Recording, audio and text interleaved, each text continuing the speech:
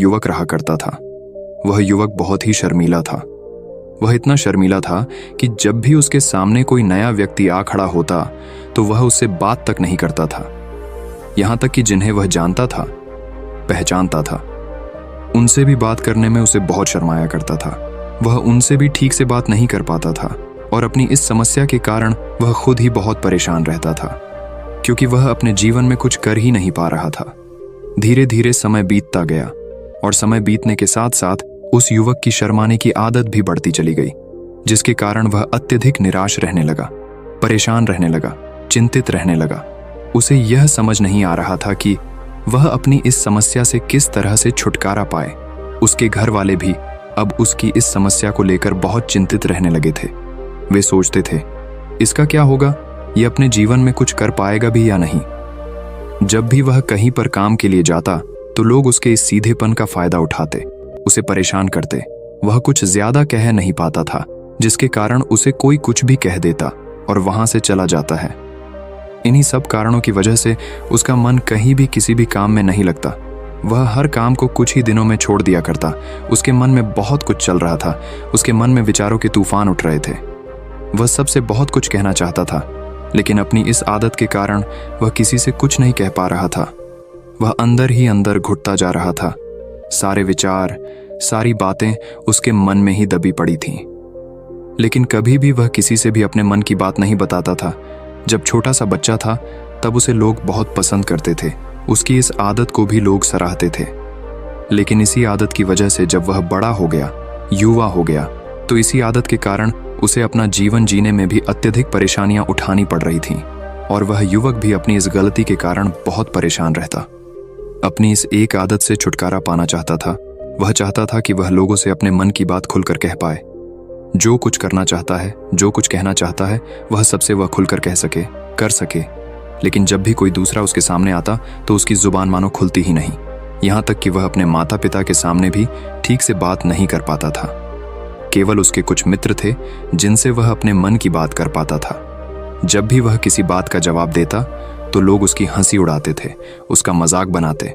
लोग कहते हैं कि आज तो तेरे मुंह में भी जबान आ गई है। यह समस्या दिन ब दिन बढ़ती चली जा रही थी और इस समस्या के कारण अब उसके पिता भी अत्यधिक चिंतित रहने लगे थे। वह चाहते थे कि उनका बेटा भी दूसरों के सामने अपने मन की बात रख सके। लेकिन एक दिन जब अपने उस बेटे को दूसरों के सामने शर्मिंदा होता हुआ देख रहे थे, तभी उन्हें बहुत क्रोध आया और वह अपने बेटे को खरी खोटी सुनाने लगे। उन्होंने उसे इतना डांट दिया कि वह युवा लड़का अत्यधिक क्रोधित हो गया और वहां से बिना कुछ कहे वहां से चला गया। शाम हो चुकी थी और अब तक उनका बेटा घर नहीं लौटा था। माता और पिता दोनों बड़े ही चिंतित थे। वे अपने बेटे को वापस घर पर देखना चाहते थे, लेकिन युवा लड़का तो भागते भागते पहाड़ की चोटी पर जा पहुंचा था। वह वहां से नीचे की ओर झांक रहा था और ईश्वर से कह रहा था, हे भगवान, आपने मुझे ऐसा क्यों बनाया? लोग मेरा मजाक उड़ाते हैं, लोग मेरी हंसी उड़ाते हैं। जब मैं इस दुनिया में अपने मन की बात रख ही नहीं सकता, मैं किसी से कुछ कह ही नहीं सकता, तो फिर मैं इस जीवन को जी कर क्या करूंगा? जब भी मैं किसी से कुछ कहने की कोशिश करता हूं तो लोग मेरा मजाक बनाते हैं, मेरी हंसी उड़ाते हैं, यहां तक कि वह मुझसे कुछ भी कहकर चले जाते हैं और मैं उनका जवाब नहीं दे पाता। ऐसा जीवन जीकर मुझे क्या मिलेगा? इसलिए मैं तेरे पास आ रहा हूं। इतना कहकर जैसे ही वह युवक कूदने की तैयारी कर रहा था कि तभी पीछे से आवाज सुनाई पड़ी, बेटा, जान देना तो बहुत आसान है, लेकिन इस जान को तुम वापस नहीं पा सकोगे। जैसे ही ये आवाज उसके कानों में पड़ी, वह पीछे मुड़कर देखने लगा। उसने जैसे ही पीछे मुड़कर देखा, उसने पाया कि एक बौद्ध भिक्षु उसके पीछे खड़े हैं। उन्हें देखकर वह डर सा गया और अपने कदम पीछे खींच लिए और चुपचाप वहां पर खड़ा हो गया। अपनी आदत के कारण वह उनसे कुछ कह नहीं पा रहा था। तभी बौद्ध भिक्षु उस युवक से कहते हैं, बेटा, क्या बात है? आखिर तुम यहाँ पर क्या कर रहे हो और तुम अपने इस जीवन को क्यों समाप्त करना चाहते हो? ये अनमोल जीवन बहुत कम लोगों को नसीब होता है और तुम्हें यह जीवन व्यर्थ लगता है। इस पर वह युवक कहता है, नहीं नहीं, कुछ नहीं, मैं तो बस यहाँ पर खड़ा होकर देख रहा था। तभी बौद्ध भिक्षु उस युवक से कहते हैं, बेटा, मैं जानता हूं कि तुम यहाँ पर क्या करने आए थे। तुम मुझसे कुछ नहीं छुपा सकते, लेकिन मैं चाहता हूं कि तुम अपनी समस्या मुझसे खुद बताओ। तभी मैं उसका समाधान तुम्हें बता पाऊंगा। यदि तुम चाहते हो कि कोई तुम्हारी मदद करे तो उसके लिए पहले तुम्हें ही आगे बढ़ना होगा। यदि तुम चाहते हो कि मैं तुम्हारी समस्या का समाधान करूं तो तुम्हें मुझे अपनी समस्या बतानी होगी, वरना मैं कुछ नहीं कर सकूंगा।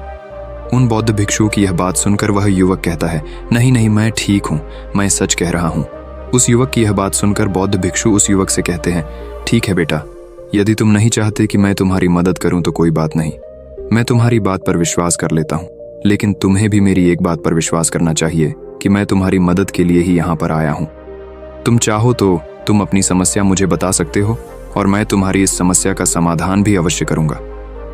इसका जवाब देते हुए युवक उन बौद्ध भिक्षु से कहता है, नहीं नहीं, मैं ठीक हूँ, आप जाइए। इस पर वह बौद्ध भिक्षु उस युवक से कहते हैं, ठीक है बेटा, यदि तुम चाहते